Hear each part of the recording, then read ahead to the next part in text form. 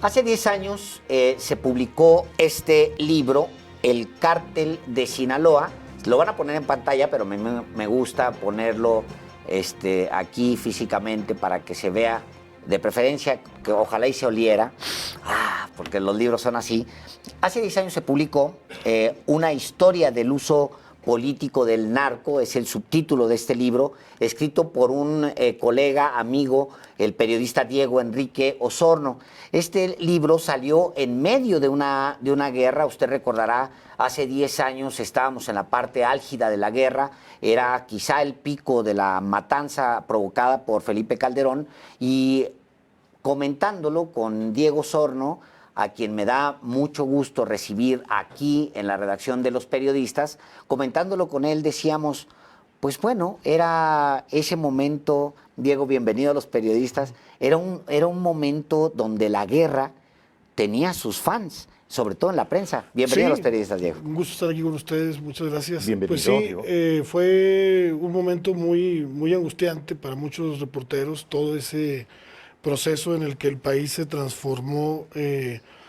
Yo recuerdo en 2006, como reportero, haber cubierto la insurrección en Oaxaca, haber cubierto la represión en Atenco, la huelga minera, pues un poquito también seguí las protestas después de la elección de ese entonces, en 2006. Y el 2006 había sido un año muy social, ¿no? Donde daba la impresión de que muchos movimientos, muchos grupos estaban buscando la construcción de un país con mayor justicia social, y ese era el tema en el centro.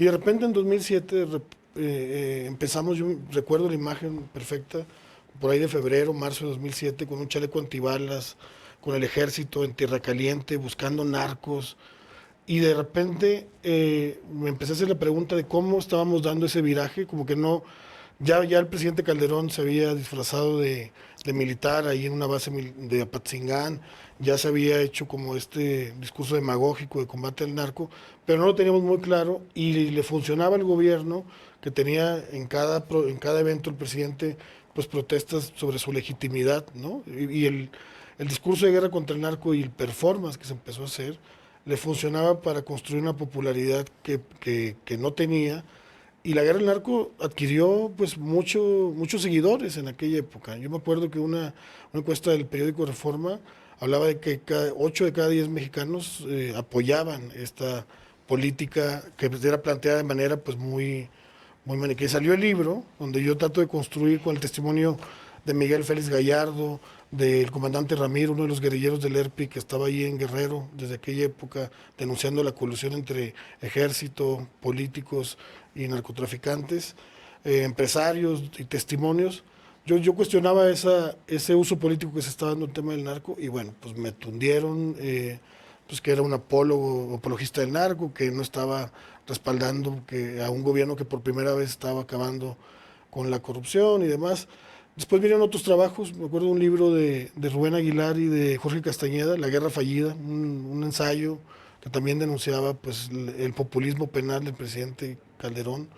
Algunos trabajos de Anabel Hernández, de José Reveles. Sí fue un momento muy interesante en el que pues desde el periodismo, desde la academia y desde el activismo tratamos de denunciar lo que estaba pasando. Hoy ya es un lugar común decir que el presidente Calderón usó el tema del narco para legitimarse, Claro. pero hubo un momento, y no se nos debe olvidar, en el que ese discurso pues engañó a muchísima gente, ¿no? Claro, claro. Pues era un momento muy efectivamente previo a ese, que es algunos difieren entre el 6 y el 11 de diciembre de 2006, cuando Calderón pues le pone pies a su proyecto de guerra, y efectivamente llegamos a ese momento con una efervescencia en el país, no solamente por las elecciones que habían pasado, pero había distintos, como bien dices, muchos frentes sociales. Sí, bueno, acuérdate que al tercer día detiene a Flavio Sosa, vocero del APO, no líder, uno de los voceros del APO, la detención le dan una producción como si hubiera sido un narcotraficante, un capo, lo llevan al Moloya, lo humillan, y ellos se van dando cuenta, que esos son testimonios que tengo en el libro también registrados, de que ese tipo de medidas les dan popularidad con cierto grupo de la población en ese momento, y de ahí se van agarrando. El día que el presidente Calderón se pone la casaca, o sea, él estaba desesperado por legitimidad. Y el día que se pone la casaca militar en la mañana para Patzingán, lo que casi no nos acordamos es que en la tarde él viene a la Ciudad de México y en Los Pinos recibe las chivas y se pone las chivas. O sea, él estaba necesitado de buscar símbolos que le dieran una respetabilidad que desgraciadamente no había construido en la campaña electoral. Bueno, ahora que hace referencia a Diego del equipo Chivas, es el equipo de las Chivas el que posa inclusive con soldados, con tanques de guerra, el equipo de fútbol, las Chivas, y se publican desplegados pagados por el gobierno precisamente para pues darle respaldo a la estrategia de guerra de Felipe Pero eso Calderón. fue posterior, Álvaro. Lo que estoy hablando es el mero mismo día que todos recordamos y que se ha sido muy recordado también por el actual presidente, en el que Calderón trae la Se casaca. pone y aquella está casaca ese día regresa a floja. Patzingán, aquí a la Ciudad de México, todavía en Los Pinos, recibe las chivas y se pone las chivas. Es muy interesante cómo él estaba desesperado por construir una legitimidad y desgraciadamente yo lo que creo y que en el libro planteo es que usó el tema del narcotráfico para encubrir una crisis política. El candidato que perdió por medio punto, pues no lo reconoció nunca como el triunfador en las elecciones, y eso significaba una crisis que meritaba política, que meritaba acuerdos, que meritaba parlamentarismo, muchas cosas, y él, el presidente Calderón, ahorró eso y usó al ejército, le dio a los americanos también la posibilidad, como nunca, de que la política antidrogas que ellos han dictado en este país durante mucho tiempo se aplicara de manera integral y perdiéramos mucha soberanía en ese tema. Y bueno, pues funcionó el discurso en un momento crítico para él, pero el país quedó destrozado. A la fecha seguimos padeciendo pues esas Pagando decisiones, ¿no? Esa crisis política encubierta con el pretexto de una guerra contra el narco. Ese libro sale en ese contexto. Este 2009. libro que estamos 2009, viendo, sí. en 2009 sale este libro que tengo aquí en las manos. Ahora sale una reedición, es una edición especial a propósito, Diego, a propósito, pues De lo que ha pasado estos últimos 10 años, De lo ¿no? que ha O sea, es un libro que pues, a mí me da gusto que la gente lo tomó y se ha reimpreso muchísimas veces, un libro con un tiraje muy amplio. Y a mí me parecía importante que hacer un agregado, una edición especial, a partir de lo que ocurrió en el juicio de Joaquín El Chapo Guzmán. Siento que se cerraba ya un ciclo del cártel y que ameritaba también hacer un agregado. Entonces este libro tiene 100 páginas de agregado donde más o menos se recuentan todo esto. Yo debo decir que pues fracasé en mi expectativa. Cuando yo publiqué el libro en 2009, tenía la expectativa de que 10 años después, o sea, actualmente, el régimen prohibicionista hubiera acabado, que hubiéramos tenido un mayor avance en la despenalización de las drogas, que ya no estuviéramos enfrascados todavía en esta idea tonta de que se va a resolver el narcotráfico mediante policías, mediante militares, peor aún, y bueno, es lamentable, ¿no?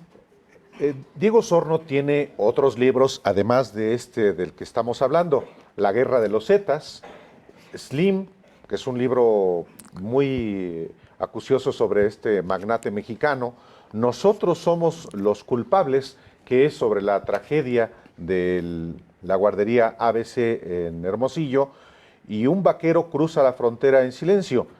Pero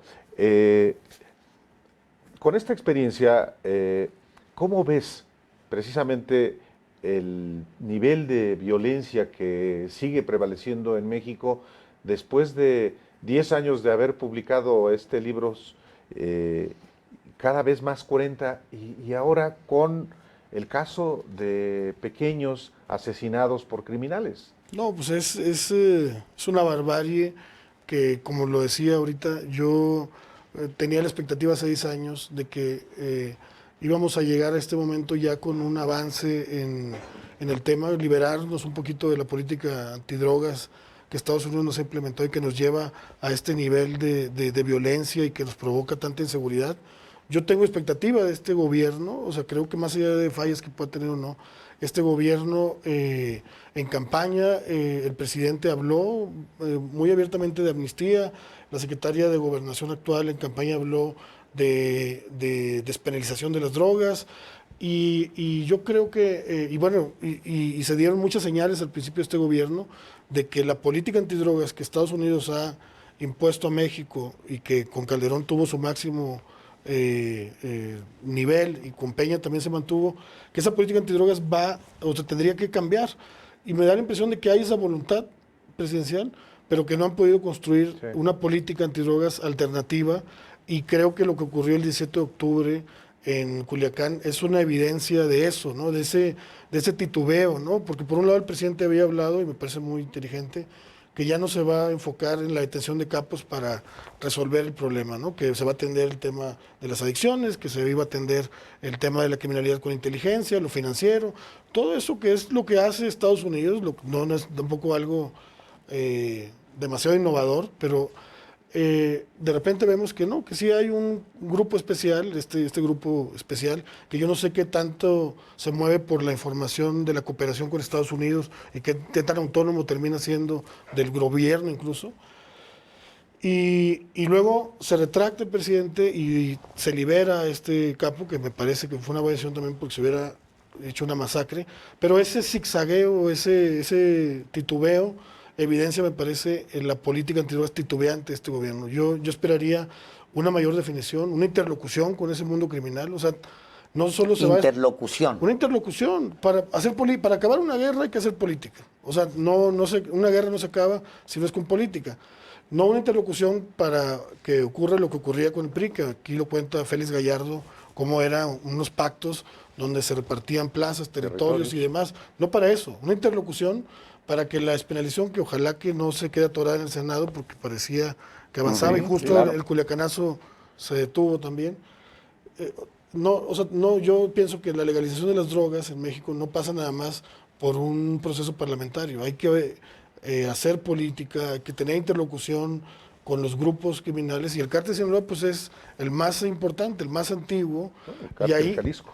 Sí, el cártel de Jalisco es como el grupo emergente de los últimos años y el grupo que ha acumulado la comercialización de los productos más nuevos y demás. Claro. Y por supuesto que es importante, pero el cártel de Sinaloa es el poder fáctico. O sea, los sembradores de marihuana, los sembradores de la... Son Sinaloa. Son de Sinaloa. Entonces yo creo que la legalización per se no va a solucionar, pero si hay un gobierno que tiene la fuerza para abrir este proceso y para discutirlo y para tener esa incluso interlocución de manera abierta, no clandestina ni secreta, es este gobierno. Y si no lo hace este gobierno, pues vamos a quedar atorados en una barbarie como la que vimos desgraciadamente estos últimos días ahí en Bavispe, Sonora. Es muy, muy lamentable. Yo sí tengo expectativa de este gobierno. Ojalá que se logre consolidar una política antidrogas soberana, autónoma.